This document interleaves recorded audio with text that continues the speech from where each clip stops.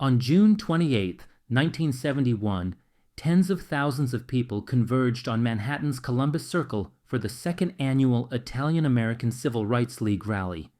Police barricades rerouted traffic away from the event. On an outdoor stage festooned with red, white, and blue fringed streamers, prominent politicians and local celebrities gathered to lend their support. Red, white, and green flags of Italy were unfurled beside the stars and stripes. Television cameramen and newspaper photographers shouldered their way through the crowd to get as close to the podium as possible. Proud Italian Americans from all over the New York metropolitan area gathered to voice their opposition to what they considered government prejudice against their people. They had a particular beef with the FBI. They felt that all Italian Americans were being tarred with the mafia brush.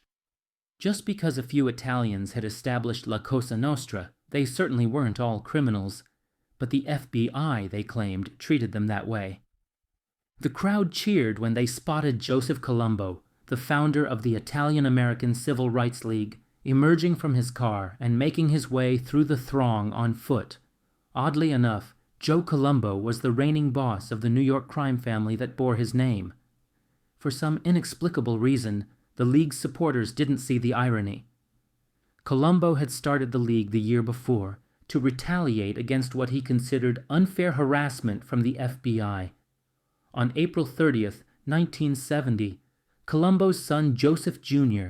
had been arrested for melting down quarters, dimes, and nickels for their silver content, hoping to earn more than the face value of the coins. As mob expert Jerry Capecci points out, the arrest was a pressure tactic aimed at the young man's father, but Joe Colombo cried foul and impetuously struck back by sending a gang of his men to picket the FBI headquarters in Manhattan. But picketing alone wasn't enough for Colombo. He soon declared that he was forming the Italian-American Civil Rights League to address the issue of discrimination against his people. To the amazement of law enforcement officials, thousands of law-abiding Italian-Americans took up the cry, sending in their $10 membership fees to the organization in droves. Fearing reprisals from Italian-American voters, local politicians voiced their support. Within a matter of weeks, the League became a force of nature.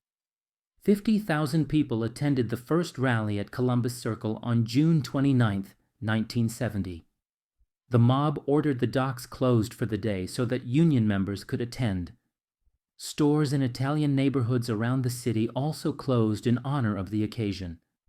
The huge outpouring of popular support for the League had its effect.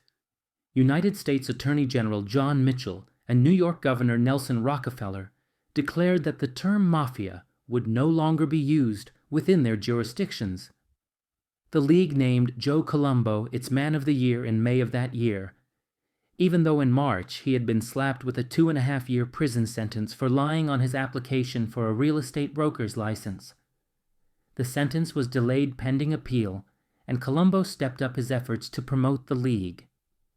He even appeared on The Dick Cavett Show, a popular late-night television talk show, to discuss anti-Italian American discrimination. Some of the bosses of the other families were not pleased. This kind of deliberate self-exposure was unheard of for a mafia chief. Not even the egomaniacal John Gotti would have considered this kind of publicity during his reign as boss of the Gambino family in the late 80s and early 90s. By the time the second annual rally rolled around, Joe Colombo, the self-appointed civil rights leader, was walking on thin ice. As he made his way through the crowd on that summer day in 1971, he undoubtedly realized that he had ruffled some feathers, but apparently he didn't know how badly he'd ruffled them. The knives were already out. After the first Italian-American Civil Rights League rally in 1970, Joe Colombo was able to convince many of his fellow bosses and their capos to contribute to his cause. How else would he have gotten the docks to close down for the event? But on December 16, 1970, FBI agents arrested Colombo soldier Rocco Miraglia and searched the briefcase he was carrying. The special agents found a list of names or nicknames and dollar amounts. Colombo, who was with Miraglia when he was arrested, appeared before a federal grand jury and was questioned about the list. Rather than pleading the fifth the way a gangster normally would, Colombo, the civil rights leader, declared that these dollar amounts were contributions he'd raised for the League. Carl, he testified, was boss Carlo Gambino. Next to his name on the list was written 30,000. No doubt Gambino and all the other mobsters on that list wished Colombo hadn't been so forthcoming. The mob's initial support for Colombo's League soon dried up.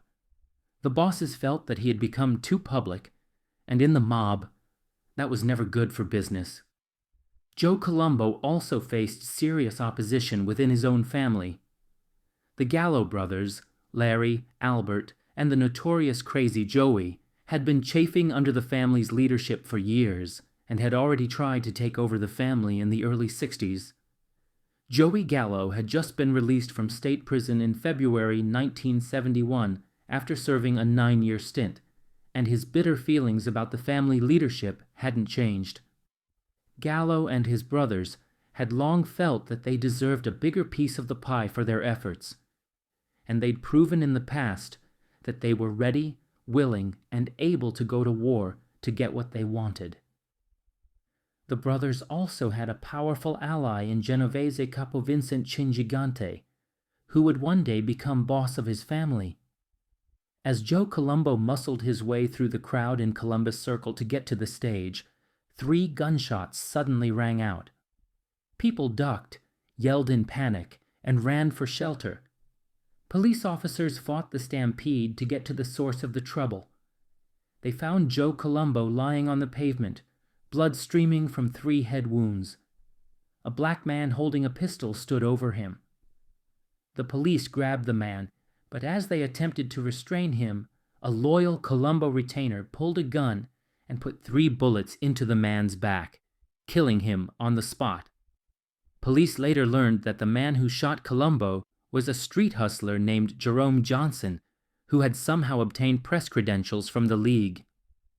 Suspicion immediately fell on Joey Gallo, who had a reputation for doing deals with African American criminals. Gallo felt that the mob could only benefit from cooperating with black crime groups, but many mobsters didn't like his fraternizing with them. But police investigations and internal mob inquiries found no connection between Gallo and Jerome Johnson, nor were they able to prove that the gunman had been hired by Carlo Gambino or any other mafia boss who had a bone to pick with Colombo. Johnson was apparently a crazed lone gunman. Colombo did not die of his wounds. He remained in a coma for the rest of his life, or, as Joey Gallo characteristically put it, he was vegetabled. The shooting of Joe Colombo was just one chapter in the violent, strife-ridden history of the Colombo family, a saga that begins with one of the most despised mob bosses in the history of the American Mafia. Joe Profaci, the first and longest reigning boss of the Profaci family, was hated by his men. As soon as Joe Colombo took his place after his death, the family was almost immediately rechristened the Colombo family in an effort to erase the memory of his stingy, iron-handed tenure on the throne. Profaci's legitimate business, importing olive oil and tomato paste, earned him the nickname the Olive Oil King. But this business was only a small fraction of his empire. Profaci lived in a huge mansion on a 328-acre estate on Long Island, which boasted a hunting lodge and its own private airport. But while other bosses were often generous with their wealth, Profaci was a skinflint who taxed his men for the right to be in his family. On top of the usual percentage that a mob boss is entitled to, Profaci charged an additional tax on all criminal activities pursued by his men. Each family member also had to pay dues of $25 a month. Many of Profaci's wise guys complained behind his back that he was just another mean, tight-fisted mustache Pete. But Profaci saw himself as a traditionalist who lived by the code of the original Sicilian Mafia. Profaci was a clever survivor who managed to steer clear of the upheaval of the Castellamarese War in 1931, keeping his family intact while the Young Turks, led by Lucky Luciano, were carving up the remains of Salvatore Maranzano's family. The Profaci family, which was based in Brooklyn and parts of Staten Island, pursued the usual mob enterprises: labor rackets, gambling, hijacking, loan sharking, and extortion, later adding heroin importation to its portfolio. Profaci maintained a close alliance with Bonanno family boss Joseph Bonanno, and together they were powerful enough to scare off the other encroaching New York families. Profaci ruled his family for 3 decades without a serious challenge to his leadership. But by the beginning of the 1960s, the bosses of the Gambino, Lucchese, and Genovese families were ready for a shift in the power alignment in New York. The Profaci-Bonanno alliance had become an 800-pound gorilla, frequently getting in their way. As mob expert Jerry Capeci points out, Carlo Gambino, who sought out allies among Profaci's men, fomented trouble from within. The Gallo brothers, Lawrence, Albert, and Joey, along with their crew from the Red Hook section of Brooklyn, had been dissatisfied with Profaci's leadership for some time. They scratched out a living with their rackets, but because Profaci always took a big chunk of their profits, they felt that they weren't getting ahead. They were particularly bitter about the Profaci-ordered execution of fellow crew member Frankie Schatz Abatamarco. Profaci felt that Frankie Schatz, a numbers banker, had become disloyal and disrespectful in withholding tribute to the boss. The Gallos didn't dispute the charge, but felt that the punishment far outweighed the gravity of the crime. By February 1961, the Gallo crew had finally had enough. In a bold move, they kidnapped several prominent members of the family, including longtime underboss Joseph Malioco and Capo Joe Colombo. The Gallos then sent word to Profaci that they wanted some changes made in the way profits were divvied up. Profaci sent his consigliere Charles the Sigillo Cicero to negotiate with them. After weeks of negotiations, the two sides came to an agreement and the hostages were released. Everyone was apparently happy with the outcome. But 6 months later, Profaci retaliated. One of the hostages, soldier John Scimone, lured Larry Gallo to a bar in Brooklyn, where 2 thugs threw a rope around his neck and started to choke him. They threatened to kill him if he didn't call his brothers and tell them to come to the bar. Larry Gallo knew he and his brothers would all be dead if he did that, so he refused to cooperate. The rope was pulled tighter, and Gallo would have been a goner if a policeman hadn't suddenly walked in. The front door of the bar had been left ajar, and because it was a Sunday, and blue laws demanded that all commercial establishments close shop on Sundays, the cop came in to investigate. Scimone and his thugs ran for the door. The cop's partner tried to stop them, but one of the hoods shot him in the face. They escaped in a waiting Cadillac. The Gallos then learned that Profaci's men had killed their chief enforcer, Joseph Joe Jelly Joelli, a few days earlier. The Gallo crew lashed out, taking potshots at Profaci loyalists wherever they found them. The police raided the Gallo crew's headquarters in Brooklyn, hoping to head off an all-out war within the family. The violence subsided, but the bitterness festered. Profaci's troubles weren't relegated to internal matters. In early 1962, Carlo Gambino and Tommy Lucchese went before the Mafia Commission and proposed that Profaci retire as boss for the good of his family and the mob in general. Joe Bonanno vehemently objected to such a move, fearing that he'd lose his most important ally. The commission decided not to decide in this matter, and it became a moot point when Profaci succumbed to cancer on June 6, 1962. Profaci's underboss, Joseph Malioco, was quickly installed as boss, which did not please the Lucchese and Gambino. From all indications, Malioco would faithfully carry on with Profaci's policies, including the close alliance with Joe Bonanno. For that reason, the old boss's enemies automatically became the new boss's enemies. Joe Malioco must have had days when he regretted taking over as boss of Profaci family.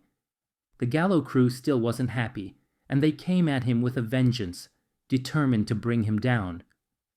Hoping to weaken Malioco's hold on the family, they targeted his strongest men, particularly the fierce Carmine Jr. Persico. Persico's car was bombed in 1963, but he escaped with only minor injuries. On May 19th of that year, he was shot in the face, hand, and shoulder in a drive-by shooting orchestrated by the Gallos.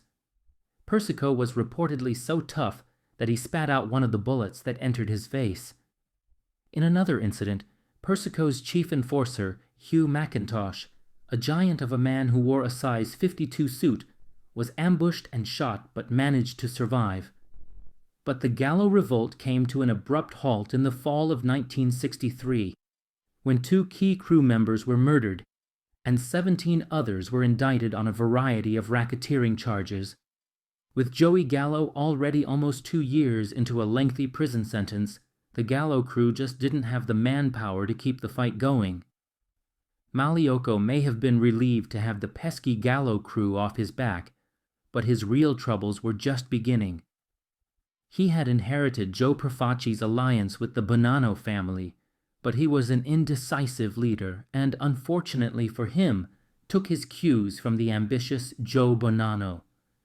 Before Profaci died, he and Bonanno had been plotting the assassination of their chief nemeses, bosses Carlo Gambino, Tommy Lucchesi, and Stefano Magaddino of the Buffalo family, who also happened to be Bonanno's cousin. Bonanno's goal was to get rid of his enemies and install himself as capo di tutti capi, boss of all bosses and head of the commission. Following Profaci wishes, Malioco went along with the plot. Bonanno gave Malioco the task of having Gambino and Lucchesi whacked, and Malioco passed the contract on to one of his most loyal hitmen, Joe Colombo. Malioco was confident that Colombo would get the job done. But Colombo had a mind of his own, and he could see which way the wind was blowing. After assessing the situation, he decided that Bonanno was too power-hungry, and his attempt to take over the commission would ultimately fail, leaving the Profaci family holding the bag. So instead of carrying out the executions, Colombo informed Lucchesi and Gambino of the conspiracy. They, in turn, went to the commission and demanded justice. The commission did not want to see another Castellamarese war, so they exercised their regulatory powers and summoned Malioco and Bonanno to appear before them. Bonanno defied the order and went into hiding. Malioco obeyed the order and admitted his part in the conspiracy. The commission took pity on him, knowing that the devious Bonanno had to have been the driving force behind the plot. Malioco was fined $50,000 and forced to retire. They spared his life, but Malioco had a heart attack and died a few months later. At the suggestion of Carlo Gambino, Joe Colombo was rewarded for his part in thwarting the conspiracy and made the new boss of the Profaci family. Gambino would come to regret that endorsement when Colombo and his love of publicity threw an unwanted spotlight on the organized crime underworld. As a young man, Joe Colombo made his mark as part of Joe Profaci's elite execution squad, a 5-man hit team that included Larry and Joey Gallo. When you killed with the Gallo boys, Carl Sifakis writes in the Mafia Encyclopedia, you killed with the best.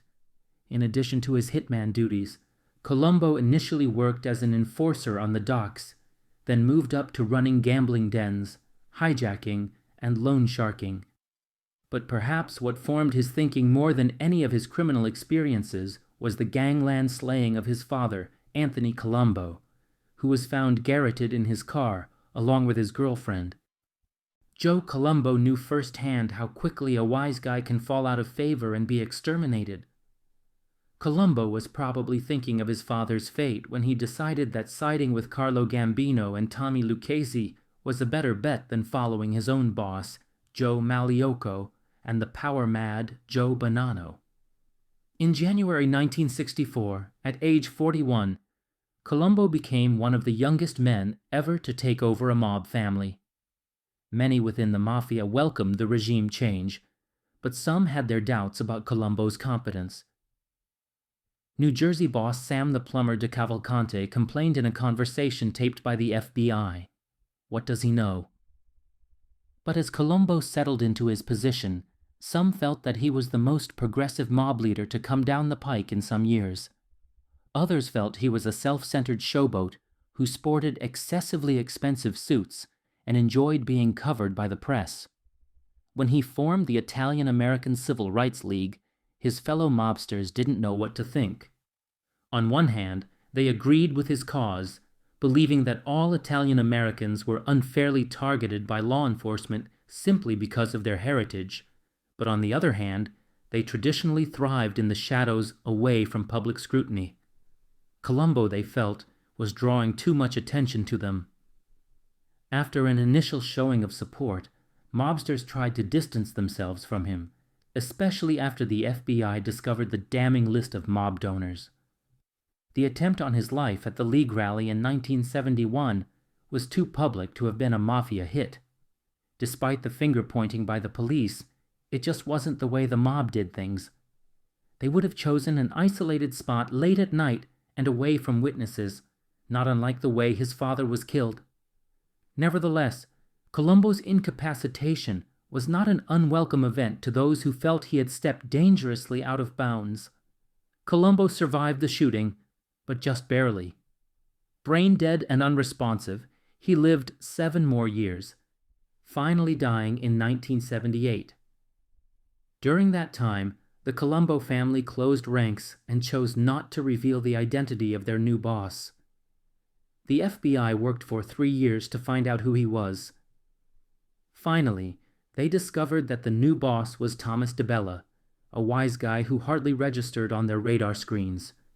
With only one conviction for bootlegging in 1932, they had no idea how important DeBella was in the family hierarchy. Keeping things quiet was a good idea, but no sooner did one mob star get vegetabled than another one found the spotlight, and this one threatened to shine brighter than even Joe Colombo. The Colombo family's attempts to keep a low profile were threatened by the release of Crazy Joey Gallo from prison in 1971. The crazy nickname was misleading. Mob traditionalists called him crazy because his ideas were so progressive.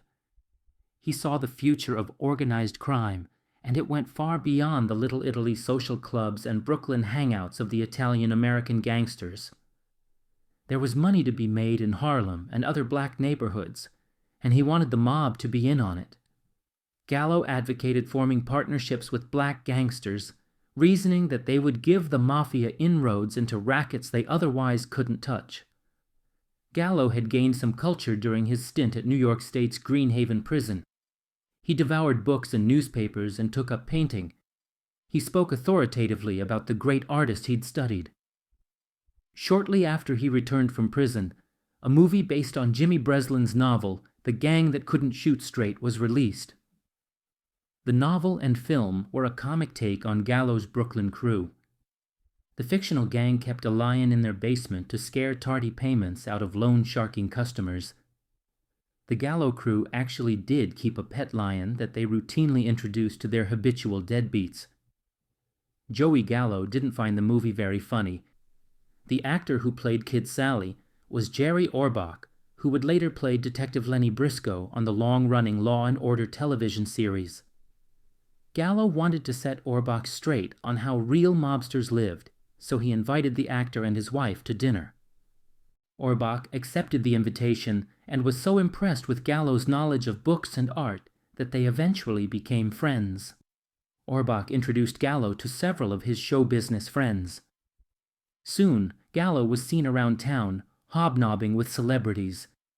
He even moved from Brooklyn to Greenwich Village to be closer to his new crowd. On April 7, 1972, Gallo was celebrating his birthday at the Copacabana nightclub with a group of friends that included Orbach, comedian David Steinberg, and columnist Earl Wilson. The party finally disbanded in the wee hours, and Gallo, his bodyguard, and 4 women went to Little Italy in downtown Manhattan. They found their way to Umberto's Clam House on Mulberry Street. Gallo and his bodyguard, Pete the Greek Diapolis, made the mistake of sitting with their backs to the door, figuring they were safe on Mafia holy ground. but a gunman with a .38 walked in and started shooting. Women screamed. Patrons hit the floor. Gallo assumed that he was the intended target, so he got up from the table and ran for the door, drawing fire away from the innocent. The killer trained his gun on Gallo and kept shooting. Gallo made it outside to the sidewalk, where he collapsed and died next to his Cadillac. Like Joe Colombo, Joey Gallo learned the hard way that the mob has no use for the limelight. The Colombo family fell into chaos when the aging and ailing Thomas DeBella voluntarily stepped down as boss. His logical successor was the family's most powerful capo, Carmine Jr. Persico, but Persico had faced a relentless onslaught of prosecutions that sent him to prison for 10 of the 13 years prior to 1985. Still, he managed to maintain his position as boss while incarcerated, empowering his brother Alphonse and Gennaro Jerry Langlangella to carry out his orders. During this period, the family concentrated their efforts on narcotics and labor racketeering. But as the government stepped up its campaign to stamp out organized crime in America, both Persico and Langella faced charges in the Mafia Commission case, where the government used the RICO statutes to bring down the heads of the New York families. Persico, who chose to represent himself in that trial, was outraged that the government could try him just for being a member of La Cosa Nostra. He showed his frustration in court by shouting out, "Without the Mafia, there would be no case here." In the end, Persico and Langella were both convicted and sentenced to 100 years each. Persico knew he would never see freedom again, but he had no intention of giving up the reins. He had ruled the family from prison before, and he would do it again, at least until his son Alphonse Ali Persico finished the prison term he was serving so that he could take over for his father. Carmine Persico appointed a distant cousin, Victor Little Vic Orena, as his acting boss in the meantime. Orena came to like wearing the crown. With the backing of Gambino family usurper John Gotti, Orena lobbied the commission in 1990 to have Persico ousted and himself recognized as the rightful boss. Colombo family members soon took sides. Tensions mounted. Persico loyalists struck first. On June 20th, 1991, a 5-man hit team led by Persico's consigliere, Carmine Sessa, converged on Orena's home on Long Island, ready to take him out. But one of the shooters jumped the gun, firing his weapon before the other men were in position. Orena saw them coming and managed to escape. This attempt on his life forced him to reach out to the other families for help. He renewed his petition to the commission to dethrone Persico and legitimize his position as undisputed boss. Sessa appealed to the commission on behalf of Persico, portraying Orena as an upstart who was betraying his boss. The commission was unable to broker a lasting peace for the Colombo family, and all hell broke loose on November 18th, when 2 carloads of Orena supporters ambushed Persico capo Greg Scarpa Sr. in Brooklyn as he drove his daughter and granddaughter home. Hit men ran from their vehicles with guns drawn and converged on Scarpa's car. But Scarpa, one of the toughest gangsters the mob has ever seen, hit the accelerator and made a run for it, crashing into anything that got in his way. Fenders crunched and bullets flew. A few bystanders were injured, but Scarpa and his loved ones escaped unharmed. After the incident, Scarpa, who had been diagnosed with AIDS in 1986 after receiving a tainted blood transfusion from a member of his crew, entered the fray like a wild man. He had nothing to lose. Interestingly, Scarpa had been a secret informer for the FBI for 30 years, playing both sides of the fence to his own advantage. As for his legendary toughness, he matched Carmine Persico, who had once spat out a bullet fired into his face. In 1992, Scarpa took a bullet in the eye during a shootout. Scarpa drove himself home, poured himself a scotch, and called the police. He lost the eye. 5 days after their attempt on Scarpa's life, Orena supporters came back hard, gunning down Henry Hank the bank Smura outside a donut shop in Brooklyn. This hit team was led by William Wild Bill Cutolo. War broke out. 12 men died in all. Cutolo killed 3 himself, as did Scarpa for the Persico camp. 2 of the victims were innocent bystanders. 15 other people were seriously wounded. Authorities cracked down on both sides to end the violence, which had gotten far out of hand. 41 Persico loyalists were sent to prison, as well as Orena and his most powerful capo, Pasquale Padayamato. The last casualty in the Colombo War, Orena capo John Scopo, was the handiwork of an 18-year-old assassin named John Papa, who had been dispatched by Greg Scarpa. Papa, who wore a large tattoo of 2 menacing eyes across his upper back under the inscription Morte prima di disonore, death before dishonor, then gunned down his 2 partners in the Scopo murder for taking undeserved credit for the hit. Eventually, Papa was convicted on 4 murder charges. He is now serving 4 life sentences. The Persico faction ultimately claimed victory, but the war had weakened the family as a whole. Some would have thought it was time to call for a truce and regroup, but Carmine Persico wasn't through yet. Ruling the family from his federal prison cell in Lompoc, California, Carmine Persico continued to pull strings in the hope of getting his son Alphonse on the throne. The college-educated Ali Persico was scheduled to be released from prison in May 1993, after which he would have taken over as boss. But the government had other ideas.